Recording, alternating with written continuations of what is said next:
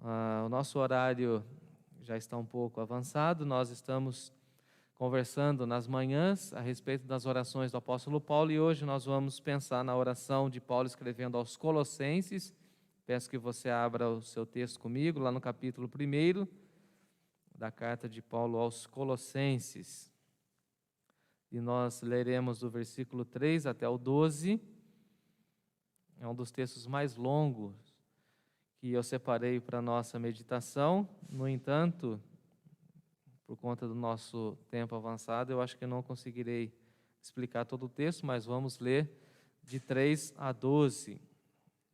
Carta de Paulo aos Colossenses, capítulo 1, de 3 a 12, diz assim a palavra de Deus.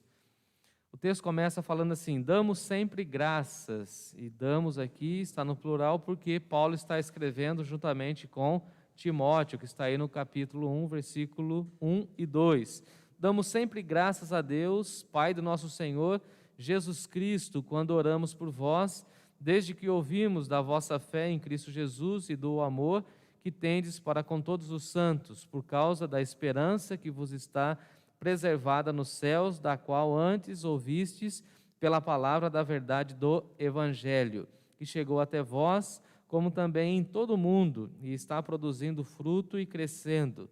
Tal acontece entre vós desde o dia em que ouvistes e também entendestes a graça de Deus na verdade, segundo fostes instruídos por Epáfras, nosso amado conservo, e quanto a vós outros, fiel ministro de Cristo, o qual também nos relatou do vosso amor no Espírito. Por esta razão também nós, desde o dia em que ouvimos falar dos irmãos, não cessamos de orar por vós e de pedir que transbordeis de pleno conhecimento da sua vontade em toda a sabedoria e entendimento espiritual, a fim de viverdes de modo digno do Senhor, para o seu inteiro agrado, frutificando em toda boa obra e crescendo no pleno conhecimento de Deus, sendo fortalecidos com todo o poder, segundo a força da sua glória, em toda a perseverança e longanimidade, com alegria, dando graças ao Pai, que vos fez idôneos à parte que vos cabe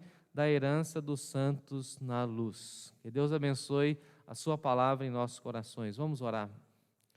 Senhor nosso Deus, nosso Pai, graças te damos, ó Pai, por essa oportunidade, por essa manhã tão agradável, um clima muito gostoso. Muito obrigado porque nós estamos reunidos aqui na tua igreja, nossa equipe, e nós queremos agradecer ao Senhor pelos nossos irmãos e irmãs que estão nos acompanhando em suas casas. Pedimos, ó Deus, um alento, pedimos misericórdia do Senhor sobre esse tempo difícil que nós vivemos, pedimos por aqueles que estão enfermos, acamados, e nessa hora pedimos que o Senhor fale ao nosso coração através da tua palavra e que possamos crescer em estatura e graça diante do Senhor, possamos crescer na nossa caminhada de fé, possamos crescer em espiritualidade e que possamos também, ó Deus, ter a vida de gratidão diante do Senhor. Fale conosco, abençoe a nossa equipe, abençoe o Eduardo, abençoe o Lucas, a Vanessa e a Vitória, a minha vida, para que todos nós sejamos usados pelo Senhor. Fica conosco, Senhor, na exposição bíblica, é a nossa oração em nome de Jesus. Amém. Amém. Hoje o nosso tema é ações de graça e crescimento. Enquanto nós vamos agradecendo a Deus, nós vamos crescendo também diante do Senhor. Então você vai acompanhar essa exposição, deixa eu ver aqui o horário, e nós vamos então seguindo conforme o Senhor nos permitir. Graças a Deus, porque nós estamos reunidos. O apóstolo Paulo vai falar para nós a respeito de gratidão, e nós conhecemos a vida do apóstolo Paulo e sabemos que Paulo foi uma pessoa diferenciada em seu tempo, e ele ainda é o maior teólogo que nós temos do cristianismo, o maior missionário, o apóstolo Paulo, um apóstolo fiel, um homem que viveu a partir dessa experiência que teve com o Senhor Jesus, um homem de oração, um homem que vivia intensamente a sua paixão pela sua vocação e assim vivia essa experiência de oração de forma muito intensa. A igreja de Colosso era uma pequena comunidade cristã que Paulo teve a influência de ter contato com aqueles irmãos a partir da igreja de Éfeso, e certamente todos os historiadores vão dizer que Paulo não teve um contato físico com eles, a não ser através do irmão Epáfras, que levou o evangelho, e assim era de Colossos, levou o evangelho, teve contato com o apóstolo Paulo e levou o evangelho até a cidade de Colossos, e ali então fundamentou essa igreja. Então provavelmente Paulo nunca teve contato físico com aqueles irmãos, nunca viu toda a extensão da igreja. No entanto, Paulo vai escrever para nós a carta de Colossenses, que é uma carta tremenda, que Lucas e eu estudamos e pudemos então caminhar e expor com vocês aqui durante o mês, e vocês que nos acompanham no nosso canal podem ter acesso a esse material, nós expondo toda a carta de Colossenses. Aqui Paulo está escrevendo com Timóteo, ele diz que está sempre dando graças a Deus, damos sempre graças a Deus, e aqui mora e reside todo o princípio da vida ministerial do apóstolo Paulo, que é uma proposta de gratidão, e nós precisamos crescer em ações de graças. O apóstolo Paulo está dizendo que damos sempre, falando dessa proposta rotineira, daquilo que fazia parte da sua vida, que era a gratidão. É muito triste saber que muitas pessoas não têm uma postura de gratidão diante de Deus,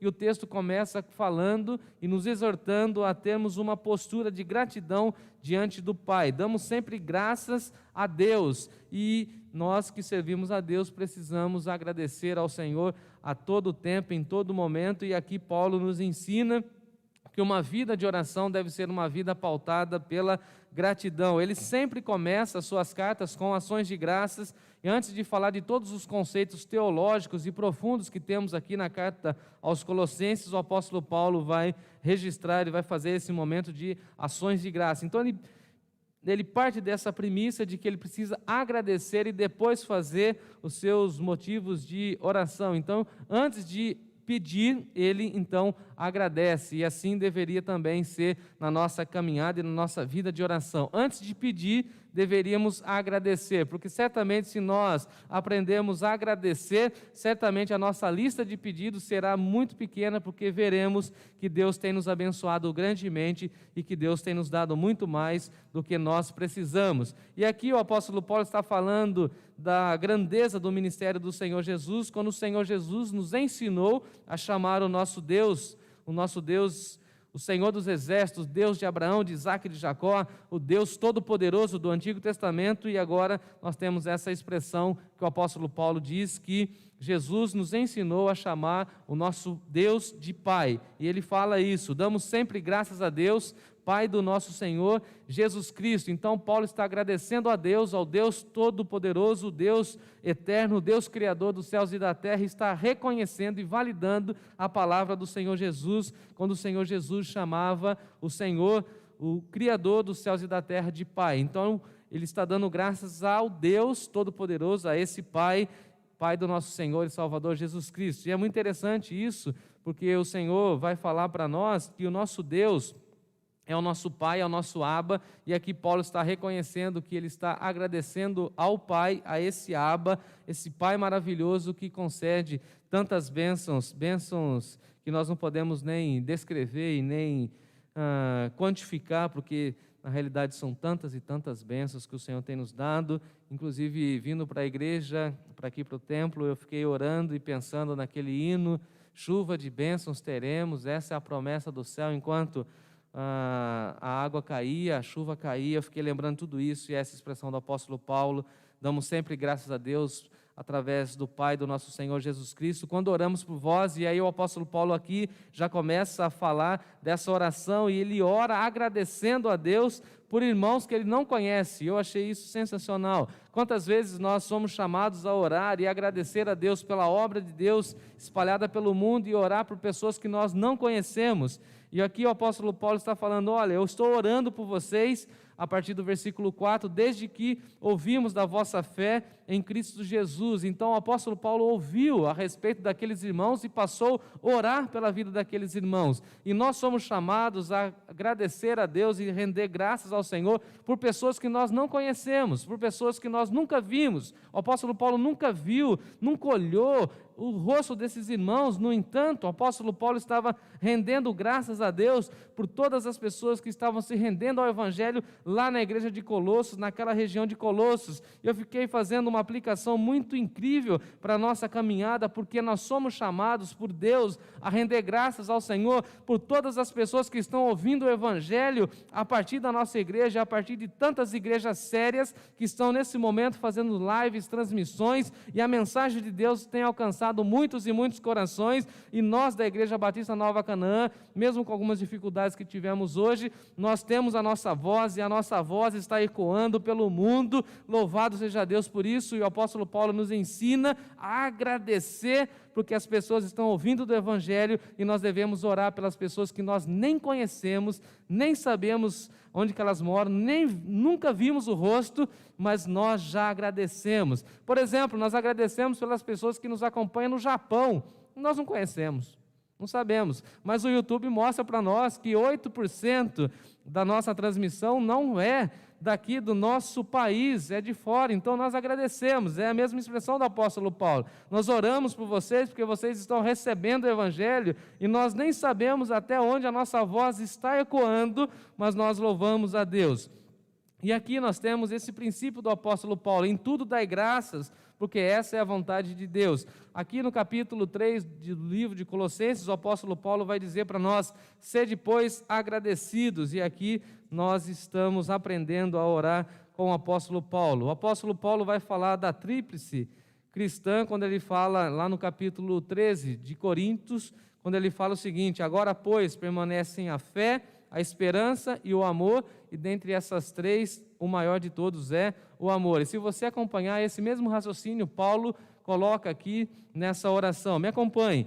Desde o dia em que, versículo 4, desde o dia que ouvimos da vossa fé em Cristo Jesus. Então, Paulo está agradecendo pela fé daqueles irmãos. E fé aqui, nesse sentido, é a confissão dos pecados e a confissão de que Jesus Cristo é o Senhor. Em outras palavras, o apóstolo Paulo estava agradecendo porque alguns irmãos de Colossos ouviram a fé cristã, tinham agora essa experiência da fé e viviam baseados pela fé. Então o apóstolo Paulo está nos ensinando a nós orarmos a Deus e agradecemos a Deus, porque pessoas estão ouvindo falar de Jesus e agora têm fé no Senhor Jesus. Desde o dia em que nós, Paulo está falando com Timóteo, ouvimos da vossa fé em Cristo Jesus. Então, irmãos e irmãs que se renderam ao Senhor Jesus, que se renderam à mensagem do Evangelho, então o apóstolo Paulo está agradecendo. Eu agradeço a Deus de forma muito especial de saber que vocês que estão aí nos acompanhando têm fé no Senhor Jesus, têm a sua fé alicerçada em Jesus, e também vocês têm o amor de Deus derramado sobre os vossos corações.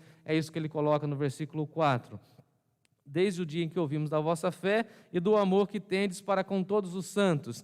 E aqui essa expressão é muito maravilhosa, porque ela abre espaço para a gente entender a dimensão do amor. Porque muitas vezes nós pensamos que o amor cristão é o amor voltado para a nossa igreja, o amor voltado para os nossos queridos. É o amor cristão que é voltado para as nossas necessidades, para as pessoas que nós temos na nossa convivência cristã. E aqui o apóstolo Paulo está orando e agradecendo a Deus, porque aqueles irmãos tinham tanto amor de Deus, recebiam tanto amor de Deus, que eles não amavam simplesmente, tão somente a própria comunidade cristã, eles não amavam somente a igreja de Colossos, eles não amavam somente os seus irmãos, os seus pares. O texto vai dizer para nós que eles tinham amor para com todos os santos, para com todos aqueles que confessavam o Senhor Jesus, e eu fiquei pensando nessa maravilha, que nós então podemos agradecer a Deus pelo amor que o Senhor tem colocado em nós, por todos os irmãos nossos espalhados pelo Brasil, pela cidade de Sorocaba e pelo mundo. A nossa cidade ontem fez 366 anos e nós precisamos agradecer por todos os santos, por todas as pessoas que confessam o Senhor Jesus e que moram aqui nessa cidade. Precisamos agradecer por todos os santos salvos, lavados pelo sangue de Jesus, que moram no Brasil, que moram no mundo. É isso que Paulo está nos ensinando. Então, uma vida de ações de graça nos leva a ter esse amor por todas as pessoas que confessam o Senhor Jesus, que são seladas pelo Espírito Santo de Deus e que desfrutam do amor do Pai, e por isso nós agradecemos a Deus. Pela fé, pelo amor E no versículo 5, o apóstolo Paulo vai falar da esperança. E por causa da esperança que vos está preservada nos céus. Que maravilha pensar que nesse tempo difícil que nós estamos vivendo, nós podemos dar graças a Deus por conta da nossa esperança. E a esperança que nós temos, a nossa esperança está afirmada no Evangelho, a nossa esperança está afirmada em Jesus. A nossa esperança nos diz que nós seremos guardados desse mundo, seremos preservados nessa vida e seremos levados para a eternidade. Essa esperança, diz Paulo no versículo 5, é essa esperança que está preservada nos céus. Olha que incrível, a nossa esperança está em Jesus e Jesus está nos céus. A nossa esperança está preservada nos céus. Ninguém vai poder corromper a nossa esperança, porque a nossa esperança mora em nós, mas a nossa esperança está preservada nos céus. Nós estamos com o nosso coração aquecidos por essa esperança de que um dia estaremos com o Senhor para todo sempre, esperança de que nós estaremos com Ele por toda a eternidade, esperança que está baseada no Senhor Jesus, da qual antes de ouvisses pela palavra da verdade. A palavra da verdade, as Escrituras Sagradas nos levam até essa mensagem do Evangelho, a palavra da verdade do Evangelho. O Evangelho nos coloca diante dessa realidade de que o Senhor Jesus é a razão da nossa esperança. Isso é muito importante para nós que vivemos nesse tempo difícil, para que nós olhemos então para a eternidade e possamos dar graças a Deus, porque Jesus está sentado à direita do Pai, intercede por nós, o nosso Senhor é o nosso mediador, o nosso Senhor é o nosso advogado, e a nossa esperança está nele, e Ele está do lado do Pai, e a nossa esperança está preservada, não será corrompida, não será adulterada, porque a nossa esperança está em Jesus. E no versículo 6, o texto vai dizer para nós que essa palavra da verdade chegou até aqueles irmãos, como também em todo mundo. Então, nós podemos e devemos orar e pedir que o Senhor nos dê essa esperança, mas que essa esperança também seja espalhada por todo o mundo, que todas as pessoas da nossa convivência tenham a esperança e possam gozar da fé e do amor que há no Senhor Jesus, porque na realidade esse amor, essa fé e essa esperança está produzindo, versículo 6, fruto e crescendo. Então essa esperança que produz fruto em nós. E aí a pergunta que veio a mim foi o seguinte: qual é o fruto da esperança no nosso coração? Eu direi que a esperança, o fruto da esperança no nosso coração é a paz. Quando nós temos esperança em Deus, nós desfrutamos de paz.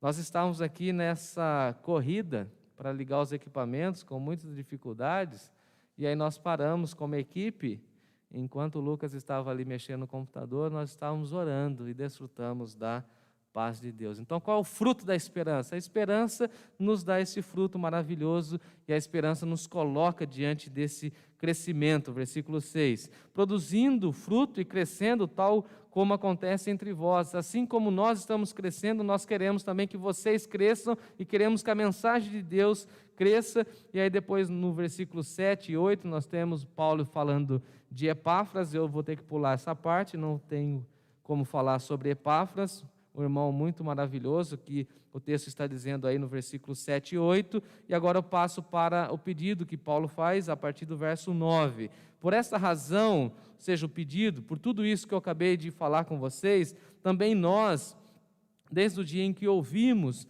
a respeito da vossa fé, não cessamos de orar por vocês. Então, se Paulo estava orando, agradecendo e dando graças a Deus pela vida dos irmãos, agora o apóstolo Paulo está falando o seguinte: olha, da mesma maneira que a minha vida é intensa de gratidão, eu também oro, e aqui nós temos alguns pedidos que Paulo faz para que Deus abençoe aqueles irmãos. Olha, me acompanhem, por favor. Eu oro e peço para que vocês transbordem em pleno conhecimento da sua vontade, ou seja, da vontade de Deus. E aqui há duas expressões que parecem ser redundantes: transbordar e plenitude. Aquilo que está pleno vai transbordar, e aquilo que está transbordando só está transbordando porque está pleno. Então Paulo está dizendo que nós, está fazendo esse pedido, que nós precisamos transbordar de pleno conhecimento da sua vontade, ou seja, Paulo está pedindo para que os irmãos daquela igreja sejam completamente abastecidos, cheios, transbordantes do conhecimento da vontade de Deus, ou seja, que todos os irmãos de Colossos, essa era a oração de Paulo, fossem completamente transbordantes do conhecimento da vontade de Deus, que soubessem a vontade de Deus, que buscassem a vontade de Deus, que fossem completamente cheios. E essa expressão aqui, transbordeis, também está estampada lá no livro de Efésios, quando Paulo fala enchei-vos, é a mesma expressão que o apóstolo Paulo está nos ensinando, que nós devemos então estar cheios, completamente plenos do conhecimento da sua vontade. A minha pergunta para você é o seguinte: você ora pedindo que Deus te preencha da vontade dele?